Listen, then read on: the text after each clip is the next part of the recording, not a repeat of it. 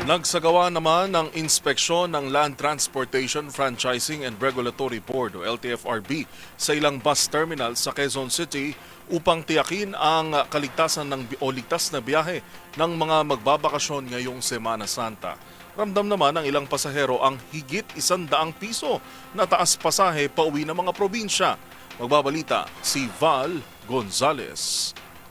Inisa-isa ngayon ng mga tauhan ng Land Transportation Franchising and Regulatory Board ang inspeksyon sa hilera ng mga bus companies dito sa EDSA Cubao, Quezon City. Ito ay para masiguro ang ligtas na pagbiyahe ng mga bus para sa mga pasaherong uuwi ng probinsya ngayong mahal na araw.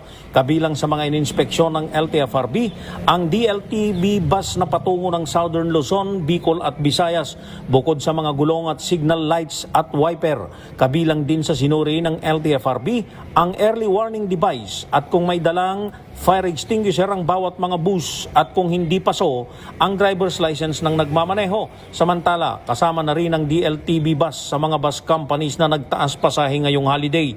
Ayon kay Ate Madel na pasaherong nakausap ko pauwi ng Bicol, mahigit 100 piso ang itinaas ng pasahe. Mulaan niya sa mahigit 800 piso lamang nang huli silang umuwi sa Daet, pero ngayon ay 953 pesos na ang pasahe.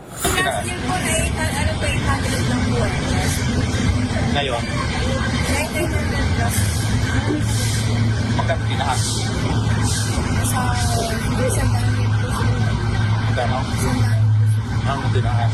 Ang biyahe yan mula Cubao hanggang